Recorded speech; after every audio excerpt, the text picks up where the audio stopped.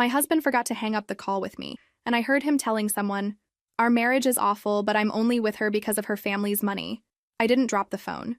I didn't scream. I didn't breathe. I sat perfectly still on the edge of our bed, staring at the wall like it could give me an explanation. His voice came through the speaker again, careless and too honest. "Her dad's loaded, man. You think I'd still be in this if there wasn't a trust fund behind it?" The other voice laughed, low and muffled, like they were speaking over drinks. "So you're just gonna ride it out?" There was a pause. Then he said it, calmly, like he was proud of the math he'd done. 2 more years, maybe 3. Then I'll have enough to walk. She won't even see it coming. She's too comfortable. I ended the call. My hand didn't shake. That would come later. In that moment, I stared down at the screen like it had just delivered a death sentence. In a way, it had. Not of a person, but of a version of my life I thought was real. 3 years of marriage unraveled in seconds. Every late-night conversation, every laugh, every fight we'd smoothed over with apologies, now a rehearsed performance. I sat back, letting the weight of what I'd heard settle like dust in my lungs. The betrayal didn't come with screaming or crying. It came with silence. An eerie, hollow quiet where my heartbeat felt too loud. I opened the drawer where I kept our wedding photos. There was one we both loved. A candid of us laughing in the rain, soaked, ridiculous, alive. I used to think that moment was real. Now I wondered if he'd already been calculating then. If he'd seen the daughter of a successful businessman and not the person standing next to him. I remembered our engagement, how fast it moved, how he'd charmed my family. My dad, always cautious, had taken longer to warm up to him. But eventually, even he said, "He seems solid." I remembered how proud my mom was, saying, "You picked someone with good instincts." Had I? That night, I didn't sleep. I lay beside the man who'd just confirmed he didn't love me, who saw our marriage as a temporary investment. His breathing was steady, peaceful. I wondered if he knew how loud that silence felt from my side of the bed. The next morning, I acted normal. I made coffee, just like I always did. He came downstairs in sweatpants, kissed the top of my head, told me I smelled good. "Sleep okay?" he asked. I smiled. "Yeah, you?" "Like a rock," he said, pouring his usual half cup, no sugar. "You working from home today?" I nodded. "Just a few calls." I watched him from across the kitchen, the way he leaned on the counter, scrolling through his phone. I noticed everything now. The way he glanced at our shared calendar, how he tapped on a notification and quickly swiped it away. I didn't ask what it was. I'd stopped wanting to know. When he left, I didn't cry. I opened my laptop and stared at a blank document. I was supposed to be reviewing contracts. Instead, I opened a note and wrote down what I heard on that call, word for word. I needed it preserved. Not for court. For myself. Because I knew there'd be days ahead when I'd doubt what I heard. Question if I was overreacting, convince myself to stay.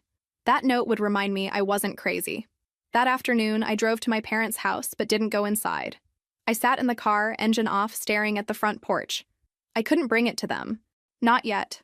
My dad would ask for proof. My mom would blame herself. And I couldn't handle their pain on top of my own. I went back home before he did. Lit a candle. Put on soft music. Made dinner. When he walked in, he smiled like he always did. Said, "Smells amazing in here." Kissed my cheek. Told me he missed me. I smiled back. "I missed you too." That night, we ate together. He told me about a pitch meeting that went well. Said someone was interested in his startup idea. I asked questions. Played supportive. I knew he was hoping for a buy-in from my father eventually. That was always the unspoken goal. After dinner, he poured wine and turned on the fireplace. We watched a movie I didn't care about. He pulled me close. I let him. Not because I wanted to. Because I needed to map the routine. Every moment of intimacy. Every practiced move. I had to see it all clearly if I was going to unravel it. I went to bed before him. Told him I was tired. He said he'd be up soon. I stared at the ceiling again, letting his words echo. Too comfortable. She won't see it coming. I saw it. And I wouldn't stay comfortable for long. I saw it. And I wouldn't stay comfortable for long. The next morning, I woke before the alarm. It wasn't that I couldn't sleep. It was that I didn't want to. The bed felt foreign. His presence beside me, the rise and fall of his chest, his fingers slightly grazing my arm. These things used to anchor me. Now they made my skin itch. I slipped out quietly, showered in silence, and stared at my reflection for a long time. It was strange how ordinary I looked. No one would have guessed what I knew. No one would have suspected that, Less than 48 hours ago, I'd overheard my husband calculating his exit strategy from the marriage he helped build. Not because it wasn't working, not because we'd grown apart, but because I came attached to money. In the kitchen, I started making coffee before realizing I didn't want any. I poured the water anyway. The motions grounded me. When he came downstairs, hair wet from his own shower, wearing the same navy sweatshirt he always did on work-from-home days, I kept my expression neutral. "You're up early," he said, yawning. "Didn't sleep great. Too much wine last night?" I smiled faintly. "Maybe." He kissed the top of my head. I flinched. Not noticeably, but enough that I felt it. He didn't seem to. Or maybe he'd grown so used to my compliance that he didn't notice anything unless it disrupted his script. After breakfast, I sat at the kitchen island, laptop open, calendar full of meetings I had no intention of joining. I stared at the screen while my mind wandered. 3 years. That's how long we'd been married. Almost exactly. And somehow, in less than 3 minutes of overheard audio, I was being forced to reassess every moment of it. Was he lying when he said I looked beautiful in the mornings? When he cried at our wedding, was it real or just good acting? When he talked about kids, was that part of the plan too? Build deeper ties? Make it harder to walk away? Harder to untangle the money? I thought about our first year together, the small apartment we rented downtown, the way we'd save up for takeout and share cheap wine on the fire escape. I'd believed in us then, in him. I remember telling my sister, "He's the kind of man who makes the world feel solid." And maybe that was true, until the foundation cracked. At noon, I stepped away from my computer and sat on the edge of the bed. I let myself go back through it all. Slowly, deliberately. I wanted to see it clearly, to stop idealizing it. I needed to strip away the warm filters I'd built around our memories and see them for what they really were. Like the way he always insisted we dine at high-end restaurants whenever we were with my parents. The way he got quiet anytime money came up, unless it involved something being gifted to us. How he once told me it made more sense to lease a new car in my name since my credit was stronger. At the time, I'd called it practicality. Now I saw it for what it was. He hadn't fallen out of love. He'd never actually been in it. I picked up my phone and opened our photos. There were hundreds. Vacations, birthdays, selfies in the kitchen. I zoomed in on his expression in one, his arm around me, smiling, perfectly posed. And yet his eyes weren't looking at me. They were looking just past the lens, as if he was already aiming for whatever came next. I saved a few of the more recent pictures, not for nostalgia, for documentation. I had a strange, sharp instinct to start gathering things. Like a woman preparing for a storm no one else could see coming. By evening, I felt numb. He was in the living room, working on something he called a pitch deck for investors. He didn't offer details. He never did. Not to me. He asked what I wanted for dinner. I told him I wasn't hungry. He offered to cook anyway. Said, "Let me take care of you." I watched him move around the kitchen, humming to himself. It was the same song he always hummed, some old indie track he used to play when we first dated. I wondered if he hummed it for her, too. I didn't ask. I didn't speak much at all that night, but I took note of everything. The way he watched me from the corner of his eye. The way he hesitated before bringing the food over. Almost like he sensed something had shifted. When he finally sat beside me, he said, "You've been quiet. Just tired. Work stress?" Something like that. He nodded and placed a hand on my thigh. I didn't move, didn't flinch this time. I was too far beneath the surface. Too deep in the place where grief quietly transforms into clarity. Because that's what was happening now. I wasn't breaking down. I was waking up. And now, every move he made became a study. A performance I'd watched too many times without realizing I was the audience. It had been 3 days since the phone call. 3 days of watching him brush his teeth, make coffee, kiss my cheek goodbye, all while knowing what he'd said about me, about us. The strange thing was how normal he seemed. Not guilty, not careful, just ordinary. Maybe that was the most unsettling part. That someone could plan your betrayal and still sleep soundly beside you. Thursday morning, he offered to drive me to work. Something he hadn't done in months. "You look tired," he said, adjusting his rearview mirror. "Figured I'd make your morning easier." I almost said yes. The old me would have been touched by the gesture. Now I wondered what prompted it. Was this part of the routine? Keep the wife happy, keep the money flowing? "I have a stop to make after work," I said instead. "I'll drive myself." He nodded easily. "No problem. Dinner out tonight? That steakhouse you like? The one my father recommended? the one we'd been to exactly twice, both times when my parents were paying. Sure, I said. At work, I couldn't concentrate. Every email felt pointless. Every meeting dragged. I kept replaying the conversation, trying to remember his exact tone when he'd said, "She won't see it coming." Casual, almost bored, like discussing the weather. During lunch, I sat in my car and called my sister. Not to tell her everything, I wasn't ready for that, but just to hear a familiar voice. "You sound weird," she said after 5 minutes of small talk. "Everything okay?" "Just tired. Work stuff." "How's the husband?" The question hung in the air longer than it should have. "He's fine, same as always." That doesn't sound convincing. I forced a laugh. "I'm just in a weird mood. Ignore me." But after we hung up, I sat there thinking about her words. Same as always. That was the problem, wasn't it? He was exactly the same. While my entire world had shifted, he remained unchanged. Because for him, nothing had shifted. This was always the plan. That evening at dinner, he ordered wine without asking what I wanted, made a toast to us and the future we're building. "Do you ever think," he said, cutting into his steak, "about what we want our life to look like in 5 years?" I tilted my head. "What do you mean?" "Just bigger things, you know? Your family has this amazing foundation, this network. Sometimes I think we could be doing more with it." The words sounded rehearsed, like he'd practiced this conversation. More like what? I don't know. Partnerships, investments, building something that lasts. He was testing the waters, seeing how receptive I was to involving my family's money in his plans. "That's pretty vague," I said. He laughed, but it sounded hollow. "I guess I'm still figuring it out. Just feels like we have so many opportunities we're not taking advantage of." Later that night, I watched him sleep. His breathing was steady, peaceful. No signs of guilt or worry. Just a man resting after a productive day of manipulation. I lay awake until almost 3 in the morning, not thinking about revenge or confrontation, just trying to understand how I'd missed it. How someone could share a bed with you, share meals, share conversations about the future, all while planning to leave you once they'd extracted enough value. The next morning, I decided to pay attention differently. Not to snoop or investigate, not yet, but to really see him. To stop filling in the gaps with my own hopes and assumptions. When he said, "I love you," before leaving for work, I watched his eyes. They looked just past me, unfocused, like he was reading from a script.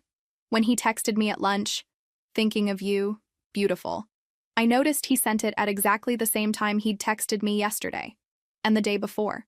When he came home that evening with flowers from the grocery store, I realized he'd done the same thing last month. Same flowers, same timing, same casual "saw these and thought of you." It wasn't spontaneous affection, it was maintenance. That night, over leftover takeout, he asked about my day with the same interested expression he always wore. But when I mentioned a problem with a client, he nodded and immediately changed the subject to his own work. He hadn't actually been listening, just waiting for his turn to talk. These weren't new behaviors. They'd always been there. I'd just been too willing to see love where there was only routine. By Sunday, I felt like I was living with a stranger. Not because he'd changed, but because I finally saw him clearly. The man I'd fallen in love with had been a carefully constructed character. And the performance was so polished, so consistent, that even he seemed to believe in it. That afternoon, while he watched a game in the living room, I sat at the kitchen table with a cup of coffee I didn't want and started making a mental list. Not of evidence or proof, just of things I'd noticed. Things that suddenly made sense. How he always suggested expensive restaurants when my parents were joining us. How he'd grown quiet whenever I mentioned wanting to help pay down his student loans. How his business ideas always seemed to require connections my father could provide. How he'd pushed for a joint bank account within 6 months of marriage. None of it was dramatic. None of it was obvious. That's what made it so effective. I wasn't dealing with a villain. I was dealing with someone who'd turned our entire relationship into a long-term business strategy. And he was so good at it, he probably didn't even see it as betrayal. Just smart planning. By Monday, the performance resumed, like clockwork. He kissed my forehead before leaving for work, said, "Don't work too hard," with a soft smile. I stood in the hallway, watching him gather his keys, adjust his jacket, and walk out like he had somewhere important to be. He didn't know I already suspected most of his meetings weren't real. That morning, I began documenting things. Not dramatic evidence, just details. I created a private note on my phone and titled it Observations. It wasn't meant to be legal or admissible. It was for me. to remind myself when I started doubting that none of this was in my head. Tuesday, 12:47 p.m. Thinking of you text. Same time as yesterday. Use joint card for online consultation service. $145, not discussed. Restaurant suggestion for next week. One my father mentioned during last family dinner. They weren't smoking guns. But together, they painted a picture. And I was learning to read it. I started paying attention to the finances, not by hacking passwords or digging through his files, but by watching habits. He always offered to pay for dinners when we were with friends, but used the joint card. He'd get vague when I brought up budgeting. And anytime I talked about scaling back on spending, he redirected the conversation. By Wednesday, I noticed something new. Panic. Barely beneath the surface. He came home early, which he never did midweek, and said he just wanted to spend time with me. I was polite, surprised, but not warm. He picked up on it. You seem off lately, he said, watching me too closely. Just tired. Is it work? Us? Mostly work. I smiled gently. Nothing you did. It wasn't entirely a lie. He hadn't done anything new. He was simply continuing what he'd been doing since the beginning. I had just started seeing it. That night, I made a subtle shift. I casually mentioned that my dad was changing some things in the family business. Restructuring, reallocating. I didn't elaborate. Just let it hang. He looked up from his drink. Is everything okay with him? Probably. He's just being careful lately. I watched the flash of concern in his eyes, masked quickly with a nod. He always thinks 10 steps ahead, he said. I gave a small smile. It runs in the family. The next day he asked if I wanted to go away for the weekend. Just us. Cabin up north. Somewhere quiet. I almost laughed. A sudden romantic getaway wasn't his style. Not unless he needed something. Maybe next weekend, I said. I have a few things I need to take care of first. He didn't push. But that night, he was more affectionate than usual. Held me longer. Watched me while I read. Tried to initiate a conversation about long-term goals, using phrases like real estate, a retirement, generational wealth. I listened quietly. The truth was, I didn't know what my long-term goal was yet. All I knew was that it no longer included him. By Friday, I made a decision. I wouldn't wait for a perfect moment. I wouldn't wait for more evidence or for him to slip up. I'd already seen enough. And I didn't need a full plan. I just needed to start pulling away, strategically, calmly, without giving him reason to panic. I began with my accounts. Not the joint ones, mine. The personal savings I hadn't touched since college. I scheduled an appointment with my bank manager. Requested that a new account be opened in my name only, no digital trace linking to him. I moved a modest amount, enough to start a separation, not enough to trigger suspicion. That weekend, I visited my parents under the pretense of helping them organize paperwork for tax season. I didn't tell them the truth, not yet. But I asked a lot of questions, casual ones, about legal protections, about the trust, about how they vet people tied to the family business. My dad gave me a look across the kitchen table. Something on your mind? I shook my head, just being cautious. He didn't push. He never did.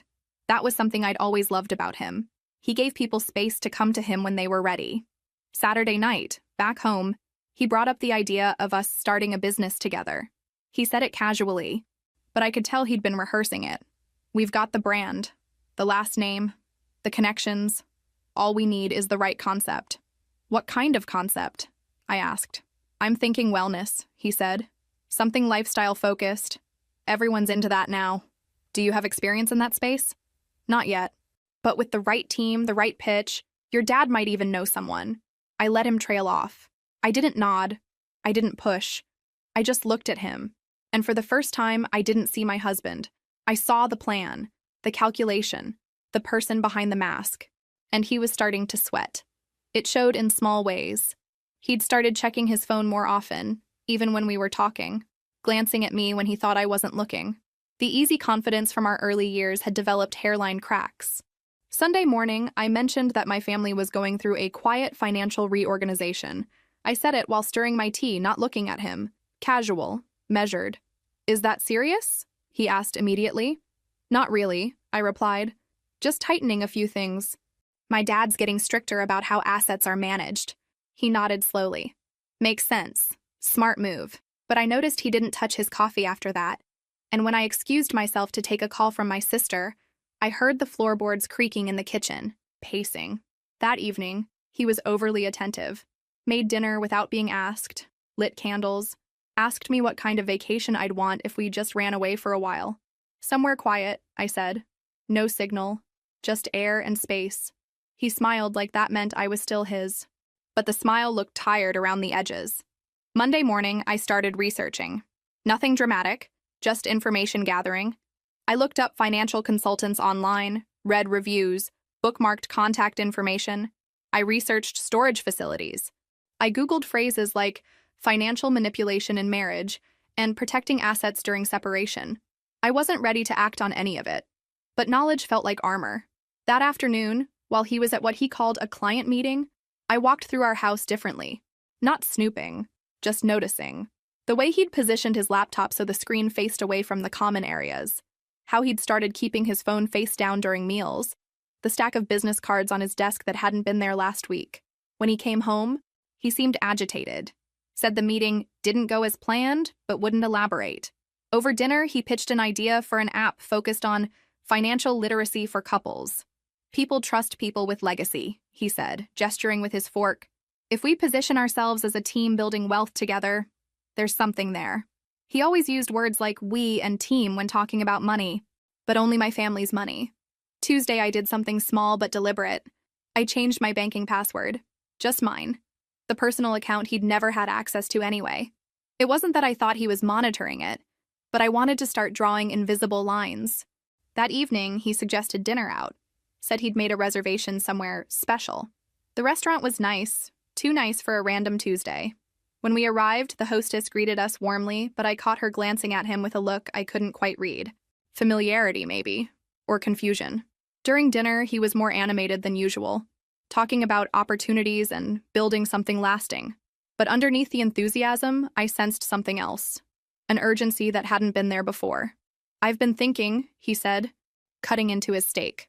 We should be more intentional about our financial future. Maybe bring your dad into some conversations about investments. There it was. The real reason for the nice dinner, the candles, the sudden romance. That's pretty vague, I said. He laughed, but it sounded hollow. I guess I'm still figuring out the specifics. Wednesday, I told him I'd be working late. Instead, I drove around for 2 hours thinking. I sat in a coffee shop and made lists in my head. Not evidence lists, just clarity lists. What I knew, what I suspected, what I needed to understand. When I got home, he was waiting up. Said he'd been worried. Asked if everything was okay with my family, with work, with us. Everything's fine, I said. Just busy. He studied my face like he was trying to read something written there. You'd tell me if something was wrong, right? He asked. I met his gaze. Of course. It was the first outright lie I'd told him since this began, and it felt surprisingly easy. Thursday morning, he was restless. Made coffee, then didn't drink it. Started conversations, then trailed off mid-sentence. Finally, he asked if I was feeling weird energy between us. Not particularly, I said. Why? He shrugged. Just feels like something's shifted. I looked at him. Really looked. At the man I'd shared a bed with for 3 years. The man who'd cried at our wedding. Who'd held my hand through my grandmother's funeral. Who'd apparently been calculating our expiration date since the beginning. Maybe you're just stressed, I said. He nodded slowly. Maybe. But we both knew it wasn't stress. It was the sound of a house of cards beginning to tremble. And I hadn't even started blowing yet. By Friday morning, he was spiraling. Subtly, but unmistakably. I watched him open and close the same kitchen drawer twice, like he'd forgotten what he was looking for. He asked where I'd left the charger he always used, even though it was in the same outlet it had always been. He spilled coffee grounds on the counter and didn't wipe them, just stared at the mess, then walked away. I was careful not to mirror his energy. I kept my tone neutral, movements calm. I asked if he had any plans for the day. He said he might go, take a few meetings, but didn't elaborate. Anything interesting? I asked lightly. He shrugged. Nothing final yet. Final. Strange choice of word. After he left, I stood in the doorway for a while, letting the quiet settle. I hadn't said or done anything concrete yet. No accusations, no ultimatums, just a few vague comments and a shift in behavior. And already, he was starting to fold inward. That afternoon, I withdrew $200 from my personal account. I didn't need the cash. I just wanted to see it in my wallet. Proof that not everything was shared, that not everything could be touched. When he got home, he brought flowers. Again. Same grocery store bouquet, same brand of wine he thought I liked. He set them on the counter and said, "Thought you could use something pretty after the week you've had." I thanked him, put the flowers in a vase, poured the wine, sat with him in the living room while he talked about an opportunity that had just come up. Some contact he'd met through one of my father's colleagues. "Total coincidence," he said, eyes gleaming. "Didn't even know the guy was connected to your family until halfway through the conversation." Of course. "And now?" I asked. He smiled. "He's interested in hearing more. Wants to do coffee next week." I nodded. "Sounds promising. Think your dad would mind if I dropped his name? Just casually?" There it was again. The script. The layering. Say it lightly enough and maybe it won't sound like exploitation. "Depends on the context," I said. He laughed. "Right. Gotta be smart about it." I watched him sip his wine. His hands were steady again. Whatever nervous energy he'd carried in the morning had faded. He thought he was back in control, but I'd seen the shift, and I wasn't going to forget it. Saturday morning, he suggested brunch. I agreed. I wanted to see how far he'd take it, how much charm he could summon while standing on a sinking deck. At the restaurant, he was all smiles, flirting with the server just enough to appear confident, not inappropriate, telling me about the couple next to us. They've been arguing the whole time, you can tell. He always noticed other people's tension, never his own. Over coffee, he leaned forward and said, "I was thinking, maybe we should start fresh with a new joint account. Something just for investments, separate from household stuff." I tilted my head. "Why?" "Cleaner that way. Less overlap. Gives us both more clarity." He said it like he was doing me a favor, like he was offering transparency. "You don't think the one we have now works?" "It works," he said quickly. "I just think we're at a point where we should be more strategic." Strategic. Every word he used lately sounded like it came from a manual. That night, I started my own strategy. I backed up all financial documents I had access to, tax returns, loan records, the joint account history. I didn't dig into his devices. I didn't need to. The information he'd already given me voluntarily was enough. Sunday, he was restless again. Asked if I wanted to go for a drive. I said no. He paced, pretended to clean, checked his phone every 10 minutes, asked 3 times if I'd spoken to my parents recently. "Not since last week," I told him. "Why?" "No reason, just wondered if they'd said anything about that restructuring you mentioned." I shrugged. "Not really. Just that things are shifting." He nodded, lips tight. That night, he came into the bedroom later than usual. I pretended to be asleep. He stood in the doorway for a while. Then he sat on the edge of the bed, like he was about to say something, but he didn't. Instead, he got up and walked out. I waited a full minute before opening my eyes. The sound of a man unraveling wasn't always loud. Sometimes it was just the silence after a lie stopped working. By Monday, the panic had set in. Not dramatic panic, nothing shouted or thrown. Just the kind that hums under the surface, distorting everything. He started sending me texts during the day, more than usual. Not sweet or flirty, but overly attentive. "What are you up to?" "Thinking about you. Let me know if you need anything." I replied when I felt like it. Short answers. No emojis. I wasn't being cold. I just didn't feel the need to play along anymore. By the 3rd message, he sent a voice note. "You've been quiet today. Everything good?" His voice was careful, soft, the kind of tone people use when they're afraid something's slipping through their fingers. That night, he showed up at my office. No warning, just appeared in the lobby holding coffee and a bag of pastries from a cafe I used to like. "Figured you could use a break," he said, trying to sound casual, but his eyes were scanning me, searching for clues. "Everything okay?" I asked. "Yeah, just missed you." I forced a smile. "Thanks for the coffee." He lingered longer than he should have, then kissed me goodbye. Not on the cheek or forehead, on the lips, deliberately, like he needed the staff to see it, like he needed witnesses. At home that evening, he cooked. Again. 3 nights in a row. He even bought candles I hadn't used in months. Tried to recreate a dinner we had years ago on a random rainy night. "Remember this?" he asked, pointing at the pasta. I nodded. "You added too much garlic that time." He smiled, but I saw the strain in it. After dinner, he brought up the idea of taking a few days off together. Just us. Disconnect from everything. Go somewhere quiet. He kept saying quiet like it was a promise. Or a solution. I said maybe. Then went upstairs. Alone. I watched his reflection in the hallway mirror as he stood by the sink, drying dishes with more force than necessary. By Wednesday, The flowers returned. This time, delivered to my office. Bigger, flashier. A handwritten note that read, "Just because you deserve the world." It didn't feel romantic. It felt like pressure. My coworker smiled when she saw them. "He's really putting in effort, huh?" I just nodded. The next morning, he asked if I wanted to look at properties. "Not to move now," he clarified. "Just to see what's out there. Dream a little." I asked why. He hesitated, then said, "It's good to have vision." But I saw it for what it was.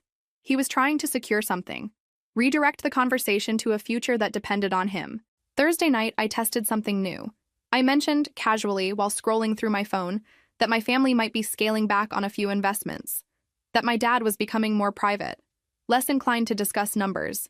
He didn't react right away, but later I caught him standing in the hallway with his phone, whispering again. I didn't catch the words, but his tone was tight, urgent. Friday morning, he brought me breakfast in bed.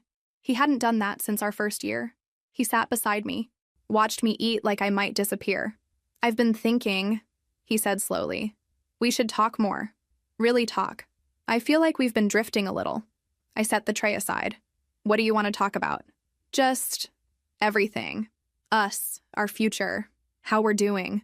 "How do you think we're doing?" He swallowed. "I don't know. Sometimes you seem far away." "Do I?" He reached for my hand. "I don't want to lose what we've built." I let him hold it. Let him say the things he thought would fix it. But I didn't return them. I just listened, because it wasn't about fixing anymore. It was about watching him realize he was losing. That night, he cried. It wasn't loud or messy, just a few silent tears while he sat on the couch, pretending to scroll through something on his phone. I didn't ask why. I didn't offer comfort. He didn't try to explain. He just wiped his face and kept pretending. And for once, I think he knew I saw it. By Saturday morning, something had shifted inside me. The notebook I'd been keeping, quietly, methodically, was nearly full. Dates, behaviors, small inconsistencies. Every entry was a step back toward clarity. And now, looking at the pattern spread across weeks of careful observation, I knew I couldn't keep pretending much longer. He made breakfast again. Too much food, too many questions. "Do you want to go for a walk later? Should we book that trip next weekend? Have you talked to your mom recently?" "No," I said to the last one. "Why?" "Just wondering," he replied. "You've been quiet with them lately." I hadn't been quiet with them. I'd been thinking about what I would say when I was ready. That afternoon, I made a decision. I called my parents and asked if I could come over. "Just to talk," I said, "about something important." When I arrived, they were waiting in the kitchen, concern written across their faces. I sat down and took a breath. "I need to tell you something about him," I said. "About our marriage." I explained what I'd overheard in the phone call. The words he'd used, the tone, the casual way he'd discussed our relationship as a financial arrangement. I kept my voice steady, factual. No tears, no anger, just the truth. My mother's hand went to her mouth. My father sat back in his chair, silent for a long moment. "How long have you known?" he asked finally. 2 weeks. "And you're certain about what you heard?" "Completely." He nodded slowly. "What do you want to do?" I appreciated that he didn't try to fix it or minimize it. He just asked what I needed. "I'm not sure yet," I said, "but I wanted you to know, before I decide anything." My mother reached across the table and squeezed my hand. "We're here for whatever you need." Driving home, I felt lighter, not because the problem was solved, but because I wasn't carrying it alone anymore. That evening, I suggested dinner out. I needed to test something, to see if he could still perform when I wasn't actively giving him the responses he was used to. He brightened immediately. "Really? Where do you want to go?" "Somewhere nice," I said. "Your choice." He chose the steakhouse. Of course. At dinner, he was animated, almost giddy, talking about plans for the summer, ideas for redecorating the guest room, a business concept he'd been refining. He ordered wine without asking what I wanted. Halfway through the meal, I decided to ask a simple question. "What would you do if my family's financial situation changed?" I asked casually, cutting into my salmon. He paused mid-chew. "What do you mean? If the trust were restructured, or if my dad decided to step back from certain investments? What would that mean for your plans?" He set down his fork. "Why are you asking?" "Just curious." He studied my face for a moment, then forced a smile. "It wouldn't change anything. I mean, yeah, some opportunities might look different, but that's not why I'm here." "No?" Of course not. He reached across the table for my hand. I'm here because I love you. I let him take my hand but didn't squeeze back. That's good to know, I said. But his eyes had changed. The easy confidence from earlier in the evening was gone, replaced by something more careful, more calculated. When we got home, he was quiet. He said he had some emails to catch up on and disappeared into his office. I could hear him on the phone later, voice low, door closed. I didn't try to listen. I didn't need to. I'd already seen enough. That night, I lay in bed while he worked late. I stared at the ceiling and thought about the conversation at dinner. How quickly his expression had shifted when I mentioned my family's money. How his first concern had been about opportunities, rather than about my family's well-being. I thought about the phone call that had started all of this. The casual cruelty in his voice when he'd called our marriage awful. The laugh when he'd called me clueless. And I realized I'd been asking myself the wrong question. It wasn't whether I could forgive him. It was whether I wanted to spend another day pretending I didn't know who he really was. The answer was simple. I didn't. By Sunday afternoon, the decision had taken root. There was no big emotional climax. No moment of rage or screaming into a mirror. Just a steady, cold clarity. I was done pretending. He suggested dinner again, this time at home. Said he wanted to cook for me. Something special. Just us, he said. No distractions. I said yes. He spent the afternoon marinating chicken, chopping herbs like he was auditioning for some glossy version of himself. He lit candles, set the table with folded napkins and the wine glasses we only used when my parents visited. You look beautiful, he said when I came downstairs. I said thank you. He served the food with a flourish, made a toast to new beginnings. I raised my glass but didn't drink. We talked. About nothing. Weather, a neighbor's new car, a friend from college he ran into last week. I let him guide the conversation, let him spin the illusion a little longer. Then, while he was clearing the plates, I said, I want to talk about the call. He froze with his back to me, his hands still, gripping the edge of the sink. What call? I waited until he turned around, his face carefully blank. The one you forgot to hang up. His mouth opened, then closed. He began. I heard everything, I said calmly. Every word. He looked at the floor, then at me. It wasn't what you think. You said our marriage was awful. I was venting. Having a bad day. You said you're only with me because of my family's money. I was being stupid. I didn't mean it. You know how guys talk when they're frustrated. You called me clueless. His jaw clenched. It was a joke. A bad one. I was angry about something else. You said I'd never see it coming. The silence stretched between us. He sat down across from me, leaning forward. Look, I've made mistakes. I've gotten comfortable with your family's generosity. Maybe I've taken advantage of that. But that doesn't mean I don't love you. Doesn't it? No, he said firmly. I married you because I love you. Everything else is just circumstantial. I studied his face, the earnest expression he was trying so hard to maintain. When we first met, I said slowly, how long did it take you to ask about my family? He blinked. What do you mean? First date? Second date. When did you bring up what my father did for work? I don't remember exactly. Second date, I said. Over coffee. You asked what my parents did, and when I told you about the business, you got very interested. Started asking follow-up questions. That's normal. People ask about families. You researched my father before our third date. I remember because you mentioned an article about him that had just been published. One you couldn't have found unless you were looking. His face flushed slightly. I was interested in your life. That's what people do when they're dating. Is it? He stood up, agitated now. You're twisting everything, making it sound calculated when it wasn't. Then explain the pattern. What pattern? The way you always suggest expensive places when my parents are paying. The way you get quiet when I mention budgeting our own money. The way every business idea you have involves my father's connections. Those are just practical considerations. For who? He ran his hands through his hair. You're being unfair. You're taking normal relationship dynamics and making them sound sinister. Normal? Yes, normal.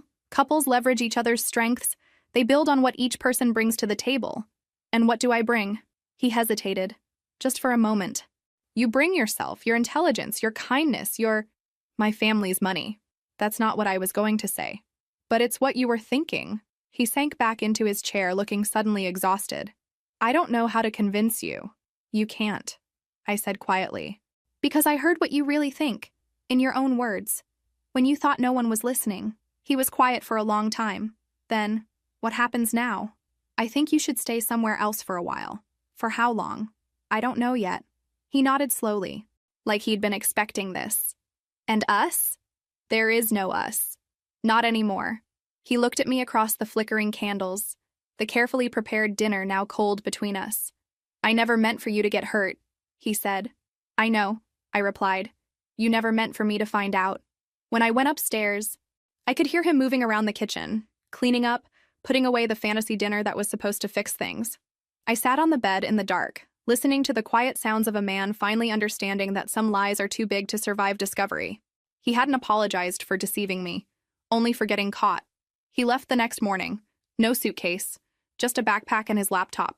Said he'd figure something out, said it wasn't permanent. I just want to give you space, he added, standing in the doorway like he was still waiting for permission to come back. I didn't say anything. After the door closed, I locked it behind him. Not dramatically, just a quiet turn of the bolt. Then I stood in the hallway for a long time, listening to the silence. He texted twice that afternoon. I'm sorry. I still love you. I didn't reply. By evening, the messages escalated. Can we talk? I can explain better in person. You're shutting me out, and that's not fair. It wasn't anger yet, just desperation dressed as sincerity. The next day, a flower delivery arrived. White roses, a note tucked inside, still hoping for us. They went straight into the trash. He started calling after that. I didn't block him, yet. I wanted to hear what he'd say when I didn't answer. Voicemails piled up, calm at first, then emotional. One ended with, I can't sleep. I keep thinking about what we had. Another, I made mistakes, but we can fix them. I'm willing to do whatever it takes. On Thursday, he left a letter in the mailbox. 4 pages, handwritten, his version of a confession. He said he was lost when we met, that he admired my strength, my ambition, that it intimidated him, that it also drew him in. He wrote about his failures, career setbacks, insecurities he never shared, how he felt less than around my family. He didn't mention money until the last paragraph. Maybe I leaned on your family too much. Maybe I thought it would be easier with their help, but I never loved you less because of it. That was the closest he got to admitting anything. No acknowledgement of the lies, of the plan, of the conversation he never expected me to hear. Just soft phrasing and emotional framing. As if the real betrayal was me not understanding him. He ended the letter with, let me prove myself to you. Let me show you who I really am. I folded the pages neatly and placed them in the back of the drawer with everything else. Because I already knew who he really was. And no performance now could change it. On Friday, he called my mother. I don't know what he said, but she texted me afterward. He reached out. Just wanted you to know. I didn't engage. Then, later that night, he called again. I let it ring. Then he sent a voice note. I keep thinking about Nashville, he said. That weekend we got caught in the storm and ended up staying in that little motel. You were so cold, and I gave you my jacket. You fell asleep on my shoulder. That wasn't fake. None of that was fake. His voice broke. He sniffled. Let a silence stretch before whispering, please don't let this be the end. But it was. Because those memories he kept referencing, those flashes of tenderness, weren't lies. That was the most painful part. They were real moments offered by a man who never intended to stay unless it paid off. By Sunday, the tone changed. He texted, I think you're making a mistake. Then, we had something real, even if parts of it were messy. Then finally, you're going to regret this when the anger wears off. There it was. The pivot, from remorse to blame. I didn't respond. I just forwarded the messages to my lawyer. We were already in the process. Slow, quiet, legal, not public yet. But the groundwork was there. My parents had been measured and calm throughout. My father sent one message after reviewing the paperwork. Proud of how you're handling this. Let us know if you need anything else. I didn't need anything. Not from them. Not from him. What I needed now was silence. Space. Time to remember how it felt to breathe without being observed. He tried one last time the following Tuesday. Showed up at my office. The receptionist buzzed my desk. There's someone here asking to speak with you. I looked up from my monitor. Tell him I'm in a meeting. I didn't need to see his face. He'd already shown me everything. The papers were served on a Wednesday. There was no announcement, no dramatic handoff. Just a courier with a neutral expression, handing over an envelope with my name and his. I knew he'd be at the apartment he was staying in, one he'd borrowed from a friend while giving me space. I waited. That night, he didn't text, didn't call. The silence felt different this time, less calculated, more like retreat. Thursday morning, my lawyer called. "He's lawyered up," she said. "Standard firm. Nothing aggressive so far." "What did he say?" "He's not contesting the separation, but he's requesting mediation. Says he wants to protect what's fair." I didn't ask what he meant by fair. I already knew. That afternoon, I sat in a conference room while my attorney went over a list of items he was requesting clarity on: joint account balances, shared property, business-related contributions, no mention of love, of reconciliation, of fixing anything. Just numbers. "He's trying to walk away with what he thinks he's entitled to," my lawyer said. "You ready for this?" "Yes," I said, "but I want everything documented." And so we documented. The joint account showed irregular withdrawals going back almost 6 months, transfers to a second personal account we hadn't previously known about. Small amounts at first, then larger ones. Patterns of movement, attempts to hide. One of the transfers had been labeled consulting support, but the company it referenced didn't exist. Another had gone directly to a private account linked to a woman's name I didn't recognize, but my lawyer did some digging. College girlfriend, still in the same state, recently unemployed, and he'd sent her money. Not once, not twice, 7 times. Amounts ranging from 300 to a little over 1,000, always spaced weeks apart. "That's not charity," my lawyer said. "That's maintenance." We included it all: the fake business names, the mismatched expense reports, the sudden surge of interest in financial literacy startups that seemed to exist only on paper. My lawyer raised a brow. "He's either very sloppy or very confident you wouldn't notice." "Both," I said. When he finally responded through his legal team, the tone had shifted again.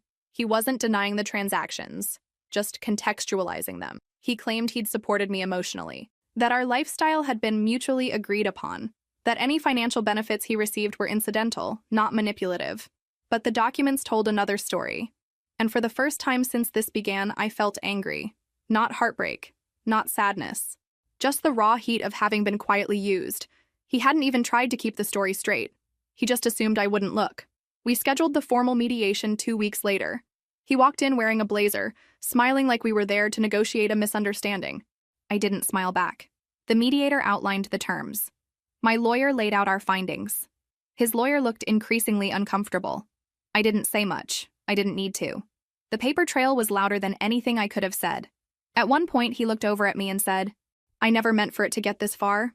And I just said, "You meant it to go far enough." He didn't speak again for the rest of the meeting. We didn't finish that day. Too much to sort through. But by the second session, the terms were clear. He'd walk away without contesting the dissolution. No claim on family assets. No share of anything tied to the trust. He asked to keep a watch I'd given him on our first anniversary. I said no. He didn't fight it. By the end of the month, the filings were complete. Nothing public yet, but official enough. My name restored to its original form. Access to all financial systems reset. All joint accounts closed. Phone plans separated. Keys collected. It took 3 months total. No drawn-out court battle, no public scandal. Just the slow, deliberate dismantling of a lie. The woman he'd been sending money to? She showed up in the financial records but never contacted me. I didn't need to speak with her. I already knew what kind of story he'd told her too. Something about being misunderstood, pressured, trapped in a marriage that didn't reflect who he really was. Maybe it was true. Maybe it was just another version of the script. Either way, I didn't care. By the time the divorce was finalized, I'd moved into a smaller place. Something mine. Nothing fancy. Just quiet. I changed my number. He sent one final email. No subject line. Just a short message. "I never stopped loving you." I read it once, then deleted it. Not out of anger, out of relief. Some people say closure comes with forgiveness. I disagree. For me, closure came in silence. In the stillness of a house where I didn't have to watch my words or measure his moods. In waking up without dread. In knowing I didn't have to explain myself to someone who had never really been listening. I didn't tell many people what had happened. Just my family, my sister, a few close friends. Most others filled in their own blanks. That was fine. Let them. I started working longer hours not because I needed to, but because I wanted to. I rediscovered what it felt like to be proud of myself, not as part of a couple, not as someone's wife, but just me. There were bad days. Days when I questioned everything. Wondered how I could have missed it. Wondered if that version of love was all I'd ever been trained to recognize. But those days came less often. And when they did, I didn't fight them. I let them move through me like weather. And then I kept going. I donated the dress I wore to that steakhouse dinner. The one where I first realized I couldn't pretend anymore. I threw out the wine glasses we only used for show. I replaced the silverware set we'd picked together. Small things, petty maybe, but they made space. I went to therapy. I told the truth out loud. Heard myself say the words, "He used me." And my therapist didn't flinch, didn't rush to soften it. She just asked, "And what did that teach you about yourself?" I didn't answer right away, but I kept going back. My parents were exactly what I needed. Calm, grounded, not vengeful. My father never once said, "I told you so." He just helped me get the documents in order, gave me a quiet nod when everything was finalized. My mother cried once, quietly, over coffee. "You deserved better," she said. "I know," I replied. And I did. As for him, he disappeared the way people like him do. Quietly, with dignity rehearsed for an audience that no longer existed. Last I heard, he moved to another city, tried starting a new consultancy, rebranded himself online. Same smile, different captions. One of my old college friends messaged me. "Isn't this your ex?" she asked, sending me a link to his new website. I didn't open it. I just replied, "Not anymore. I don't know who he's dating now. I don't want to know. But I can imagine the script. The charm. The part where he presents himself as someone who almost had it all, if not for some cruel misunderstanding. I don't need to warn anyone. Life has a way of catching up with people like him. And anyway, he's not my responsibility anymore. I've built a life that no longer circles around someone else's ambition. I wake up, make my own coffee, take walks just because I want to. I don't check anyone's schedule before making plans. I don't filter myself to keep someone comfortable. One night, a few months after the divorce was finalized, I found the notebook I used to keep. The one where I'd written down his behaviors, the patterns, the lies.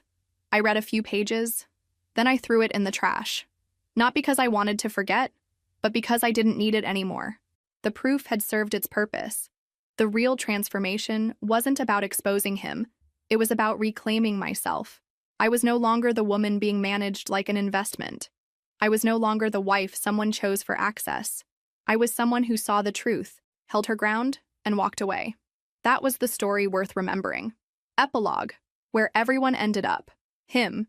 He moved to another city, rebranded himself as a resilient entrepreneur with a personal growth narrative. His social media is full of polished captions about setbacks and reinvention. He never admitted what he did. Still curates his life for an invisible audience, still chasing validation in borrowed language. The woman from college, she never reached out. She likely went on with her life. Whether he's still part of it or not, I'll never know. The money she received was part of his long-term plan. But like most of his plans, it didn't survive exposure. My parents, still present, still steady. Careful with their words, not because they doubt me, but because they trust I can carry my own weight now. Quietly proud, fiercely protective, but from a respectful distance. Me, free. Not flawless, not entirely healed, but whole. For the first time in years, I'm not waiting for someone else's next move. I'm not anticipating the turn in someone else's mood. I'm not performing, I'm just living, and that's more than enough.